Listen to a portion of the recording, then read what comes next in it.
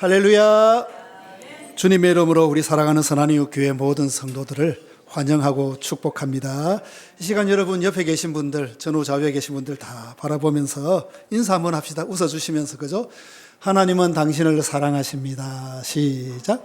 하나님은 당신을 사랑하십니다.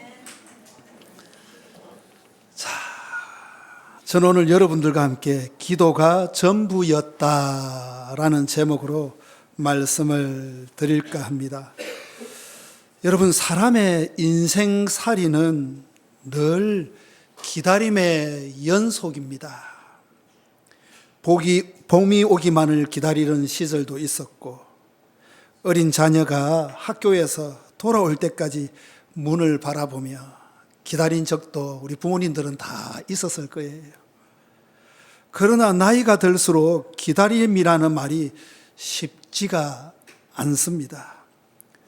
기다린다고 다 이루어지지 않는다는 것을, 여러분, 기다림의 끝이 기쁨이 아닐 수도 있다는 것을 우리는 살아오면서 인생의 다양한 경험을 하면서 알고 있기 때문입니다. 그래서 우리는 기다리기보다는 뭔가를 먼저 해버리고 싶은 사람들입니다. 문제가 생기면 내가 뛰어들어서 해결해 보려고 하고, 허전한 마음이 들면 의미라도 만들어 보려고 막 애를 씁니다. 기다림이란 여러분 너무 조용하고 너무 느린 시간이기 때문에 그런 것 같습니다. 그런 우리에게 예수님은 뜻밖의 말씀을 사도행전에서 하십니다. 1장 4절에 보니까 예루살렘을 떠나지 말고 아버지의 약속을 기다리라고 주님께서는 그런 말씀을 하십니다. 떠나지 말아라, 기다리라. 이 말씀은 여러분 우리 인간의 본능을 막 뒤집어 놓습니다. 떠나지 않는다는 말은 내 뜻으로 움직이지 않는다는 뜻이고, 기다린다는 말은 하나님이 움직이실 때까지 내 손을 거둔다는 말입니다. 우리는 여러분 가만히 생각해 보면 늘 무엇이라도 뭔가 해야, 내가 뭔가 해야 마음이 놓이는데, 안심이 되는데, 주님은 하지 말아라, 기다리라, 기다리라, 그런 말씀을 자꾸 하십니다. 제자들도 이 말 앞에서 많은 생각이 여러분 아마 오가고 있었을 거예요. 앞날이 불투명한데 예수님은 이제 하늘로 승천하시고 올라가시고, 그들은 길 위에 홀로 이제 남겨졌습니다. 예수님도 이제 떠나고 안 계십니다. 그런데 성경은 놀라운 한 장면을 보여줍니다. 제자들은 어떻게 합니까? 토론하지 않았습니다. 제자들은 흩어지지도 않았습니다. 예수님이 이제 떠나고 난 뒤에 제자들은 이제 뭘 할까 걱정이 앞서기 시작하는데, 토론도 안 하고 흩어지지도 않고 뭘 합니까? 이제 무엇을 할까 고민도 하지 않습니다. 그들이 한 일은 단 하나였어요. 그게 뭐였습니까? 기도라는 거였습니다. 여러분, 사도행전 1장 14절은 이렇게 기록되고 있습니다. 거기에 보니까 여자들과 예수의 어머니 마리아와 예수의 아우들과 더불어 마음을 같이하여 오로지 기도에 힘쓰더라. 성경은 그렇게 표현하고 있어요. 언제 말입니까? 예수님이 부활하시고 성천하시고 난 뒤에 이제 진짜 예수님을 눈으로 이제 볼 수 없는 시간이 온 거예요. 이 세상에 홀로 남겨진 듯한 그 사람들, 그 제자들, 그 사람들이 모여서 기다리라는 주님의 말씀을 지키기 위해서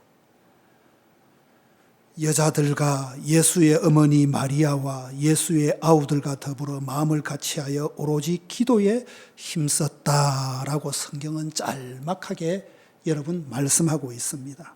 이 짧은 문장 안에 그들의 기도의 성격이 너무나도 선명하게 담겨져 있다는 사실을 여러분 우리는 알 수가 있는 거예요. 그들은 첫째로 여러분 마음을 같이하여 기도했다는 것입니다. 기도는 여러분 혼자가 아니라 함께 가는 길이라는 사실을 성경은 우리에게 잘 말해줍니다. 우리는 여러분 기도할 때 종종 고독합니다. 가족 중 아무도 같은 마음을 몰라줄 때, 나 혼자서만 기도하고 있을 때, 교회 안에서도 누구에게 털어놓기 어려울 때 혼자 눈 감고 주님 앞에 앉아 있습니다. 그 고독한 기도의 자리에서 우리는 때때로 뭐예요? 무너지기도 합니다. 그러나 제자들은 마음을 같이하여 함께 기도했다는 거예요. 이게 참 중요합니다. 여러분 옆에 분들한테 우리 고백합시다. 마음을 같이하여 함께 기도합시다. 시작. 마음을 같이하여 함께 기도합시다. 그게 얼마나 중요한지 몰라요. 기도는 혼자만 하는 건 줄 알았는데 기도는 사도행전에 보니까 첫 기도가 어땠어요? 마음을 같이하여 함께 기도했다는 것입니다. 그곳에는 누가 있었어요? 예수님을 낳고 품었던 어머니 마리아가 있었고 예수님의 동생들도 있었고 또 어떤 사람들이 있었어요? 14절에 보니까 여자들이 있었다는 거예요. 참 기도하러 누가 많이 모인 거예요? 가만히 보니까 여성들이 많이 모인 것 같아요. 예수님 어머니 마리아와 그죠? 예수님의 아우들과 여자들, 많은 여자 제자들, 성도들이 모여서 예수님의 말씀을 그대로 준행하고 지키기 위해 기도했다는 것입니다. 여러분, 여러분, 때로는 우리는 여러분, 고독한 기도의 자리에서 무너져 버리고, 기도가 힘들어서, 지쳐서, 기도를 그냥 하기를 쉬어버릴 때가 있는데, 오히려 이 남겨진 사람들은 하나, 둘씩 모여가지고, 같은 기도 제목을 가지고 함께 기도하기 시작했다는 거예요. 같은 상실을 겪고, 같은 두려움 속에서 그들은 서로를 부둥켜 안으며 기도했습니다. 서로의 신앙이 기도에 불씨가 되어가지고 다시 일어나게 하는 공동체의 힘이 있었습니다. 마음이 같았다는 것은 여러분 같은 방향을 바라보고 있다는 뜻이라는 거예요. 모두가 주님만 바라보는 자리에서 그들은 하나가 되었다는 것입니다. 둘째로 여러분 그들은 어떻게 기도를 했습니까? 이 오순절 이 마가다락방에서 처음으로 기도 시작한 사람들의 기도의 특징을 보면 함께 모여서 기도했다면 두 번째는 뭐예요? 그들은 오로지 기도했다는 거예요. 이 오로지라는 말이 참 중요합니다, 여러분. 이 말은 여러분 다른 일에 마음을 빼앗기지 않는다라는 뜻을 품고 있습니다. 우리는 가만히 생각해 보세요. 기도하려고 마음 먹다가도 금세 생각이 어떻게 돼요? 흩어져 버립니다. 참 기도하려고 눈만 감으면 조금만 있으면 흩어져 버려요. 그래서 기도하기가 참 힘이 듭니다. 내일 해야 할 일, 아침에 있었던 말다툼, 갑자기 떠오른 전기요금 납부 문제, 그런 문자까지 기도는 시작했지만 마음은 이미 다른 곳에 가 있을 때가 많아요. 하나님 앞에 정작 와서 눈 감고 다 기도하려고 하니 별의별 생각들이 많이 나옵니다. 그래서 기도를 우리가 할 때는 처음에는 입으로 소리 나면서 하는 기도가 조금 도움이 될 거예요. 처음부터 침묵 기도로 시작하면 별의별 생각 때문에 기도를 계속 이어가지 못할 경우가 많다는 거예요. 그러나 여러분, 제자들은 아니었습니다. 그들에게는 기도 외에 붙들 것이 아무것도 없었다는 거예요. 이제 기도 외에는 붙잡을 것이 없었다는 것입니다. 예수님이 떠나신 그 빈자리, 앞날에 뭐예요? 막막함, 사명은 커 보이는데 자신들의 능력은 보잘것 없었기 때문입니다. 기도는 그들에게 선택지가 아니라 뭐였어요? 호흡 그 자체였다는 것입니다. 세 번째로 오늘 이 성도들이 드린 기도의 특징이 뭔가 하면 그들의 기도는 힘쓰는 영혼의 노동이었다는 거예요. 여러분, 기도하는 것도 노동입니다. 굉장히 어려운 일과 같습니다. 우리는 때로 기도를 너무 가볍게 생각할 때가 많습니다. 감정을 다듬는 시간 정도로 여길 때가 있다는 거예요. 그러나 성경에서 말하는 기도는 여러분, 한결같이 몸부림이었습니다. 몸부림. 고요한 싸움이었으며 땀나는 뭐였어요? 노동이었다는 사실을 꼭 기억해야 합니다. 힘쓰다는 말은, 오늘 기도에 힘쓰다는 말은 온 힘을 뭐 했다는 거예요? 거기에 집중하고 드리고 기울였다는 말입니다. 그들은 오롯이 집중하여서 자신들의 기대도 불안도 주님께 다 내어놓으며 기도의 자리에 마음을 쏟았습니다. 이 집중과 나중에 이 절박함이 오순절 나중에 성령 강림이라는 놀라운 응답으로 이루어졌다는 것을 우리는 잘 기억해야 합니다. 사랑하는 여러분, 여기서 우리는 자연스럽게 한 가지 질문이 생깁니다. 저도 이 말씀을 준비하면서 이렇게 함께 모여서 오롯이 집중해서 간절히 열심히 이렇게 땀 흘리며 노동과 같이 이렇게 기도를 한 이 제자들에게, 이 예수님과 함께한 이 사람들에게 성령의 오순절 마가다락방에 충만한 은혜가 임하였잖아요. 여기서 질문이 생기잖아요. 우리는 기도하는데 왜 제자들처럼, 오늘 이렇게 모인 이 여인들처럼 응답을 경험하지 못하는가? 왜 성령의 충만함이 나에게는 오늘날 임하지 않는가? 왜 기도해도 그냥 뭐라 할까요? 몸이 건조하고 그냥 힘만 들고 목만 아프고 아무런 그런 갈망도 없는 상태, 그냥 그럴까? 여러분, 그런 생각을 하게 됩니다. 성경에는 이 오순절 마가다락방에 이 성도들은 이렇게 집중해서 기도하니 풍성한 성령 충만함을 받았는데 나는 왜 안 될까? 우리도 아침과 낮과 밤에 기도하고 문제가 생기면 눈물로 기도하고 자녀 때문에, 가정 때문에, 삶의 무게 때문에 주님께 매달리곤 합니다. 그런데 제자들이 받은 것과 같은 하늘 문이 열리는 응답을, 급하고 강한 바람 같은 불의 혀와 갈라지는 듯한 그런 충만한 응답을 우리는 왜 자주 경험하지 못할까요? 그 이유는 여러분, 성경이 아주 조용하게 우리에게 답변하여 주고 있습니다. 오늘 성경에 나오는 이 사람들에게 있어서 기도는 전부였다는 것입니다. 그들에게 있어서 더 이상 물러설 수 없는 절박한 이 기도가 바로 뭐예요? 마지막 배수의 진이었다는 거예요. 더 이상 할 게 없다는 겁니다. 기도밖에 없다는 것입니다. 기도가 전부였다는 말은 다른 의지가 나한테는 더 이상 있다 없다? 없다는 것입니다. 혹시 여러분 이런 상황에 처해 본 적이 있습니까? 나한테 내가 기댈 언덕이 이제 더 이상 없다. 더 이상 내가 바랄 것이 없다. 오직 기도밖에 없다는 생각. 주님밖에 없다는 생각. 그런 절박함. 주님 한 분밖에 도와주지 않으면 이제는 더 이상 해결할 방법이 없다는 그런 생각들, 그런 간절함들, 그걸 가지고 주님 앞에 매일 나오는 것. 여러분, 기도가 전부였다는 말은 바로 그런 거예요. 주님 외에는 기대할 대상이 없었고 주님 외에는 구할 능력도 없다는 것입니다.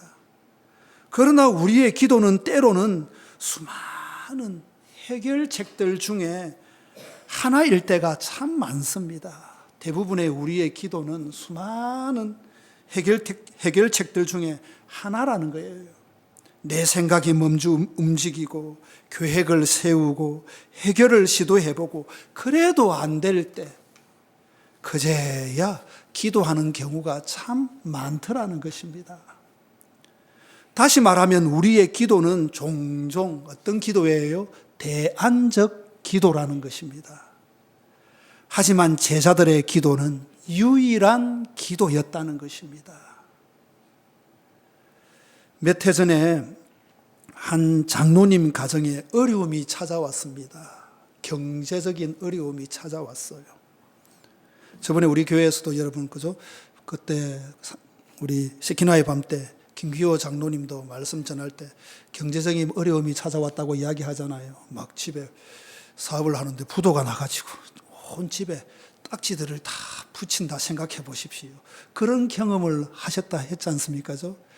그런 경험을 해도 그분은 주일날 교회 오는 게 왜 그리 좋은지, 그것도 중요하지가, 딱지 붙이는 일도 자기한테는 중요하지 않더라고 이야기하자 우리가 들었지 않습니까?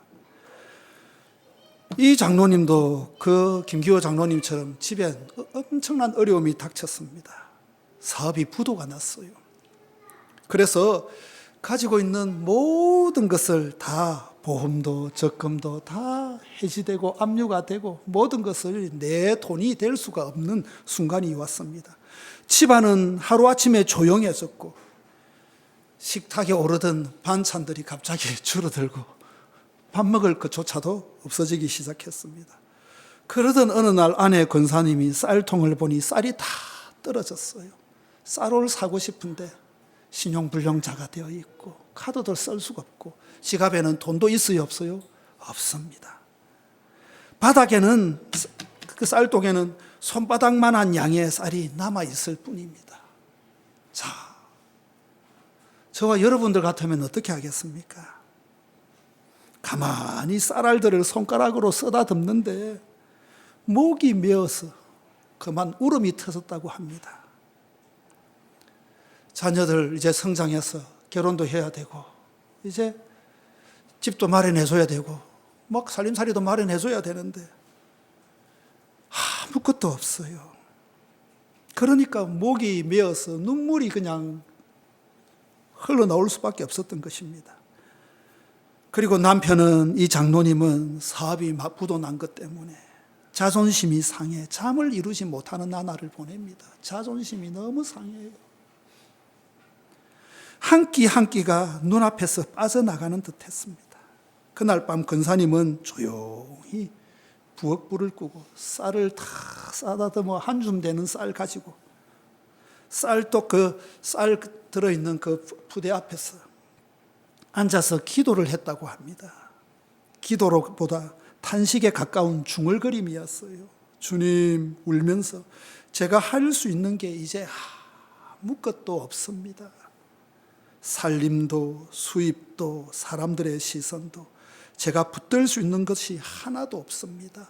돈도 한 푼도 없고 쌀 푸대 살 금액도 없고 집에 쌀도 이 한 줌밖에 없습니다. 그러니 이제 주님이 도와주셔야 합니다.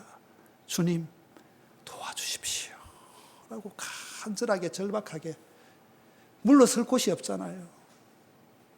그 북받쳐 오르는 그 서름 눈물을 가지고 하나님 앞에 간절히 기도했대요. 그 기도는 여러분 길지도 않았고 무슨 웅장하지도 않았습니다. 하지만 그 기도 외에는, 주님 외에는 의지할 것이 없다는 한 권사님의 고백이 고스란히 담겨져 있었습니다. 그런데 여러분, 그날 이후로 이 장로님의 가정은 누가 챙겨 주었는지 알 수도 없는 도움들이 도미노처럼 조금씩 생기기 시작합니다. 누군가가 쌀을 가져다 놓기도 하고 집 앞에다가, 또 다른 교회 권사님이, 또 장로님들이 반찬을 나눠주기도 하고, 기적처럼 이 장로님 권사님에게 구직의 문도 열리고 직장을 다니기 시작했습니다. 나중에 권사님은 이렇게 고백합니다. 그날 쌀독 앞에서 기도하던 그 순간 저는 주님께 제 마지막 힘까지 내려놓았습니다. 그리고 알았습니다. 기도가 전부가 되는 그 자리에서 하나님은 일하기 시작하신다는 것을요. 그런 고백을 합니다. 여러분, 성령의 응답은 절박하게 기도가 전부였던 사람들에게 임합니다. 나에게 있어서 기도는 또 다른 대안입니까? 아니면 나에게 있어서 기도는 유일한 것입니까? 여러분, 그 유일한 사람들에게 여러분 성령의 응답은 임하더라는 것입니다. 왜냐하면 여러분, 기도는 하나님이 일하실 자리를 마련하는 행위이기 때문에 그런 것입니다. 여러분, 이제 우리에게 필요한 것은 기도의 양이 아니라 기도의 태도입니다. 주님이 말씀하십니다. 기다리라, 기다리라. 이 말은 우리에게 이렇게 들릴 수도 있습니다. 너희 계획을 잠시 멈추고 내가 행할 일을 바라보아라. 내가 도와줄 일을 바라보아라.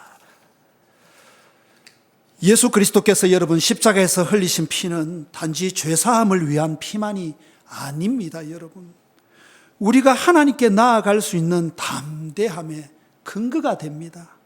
십자가가 있었기에 우리는 하나님과 화목하게 되었고, 부활이 있었기에 하나님의 능력이 우리 안에 임할 수 있게 되었습니다.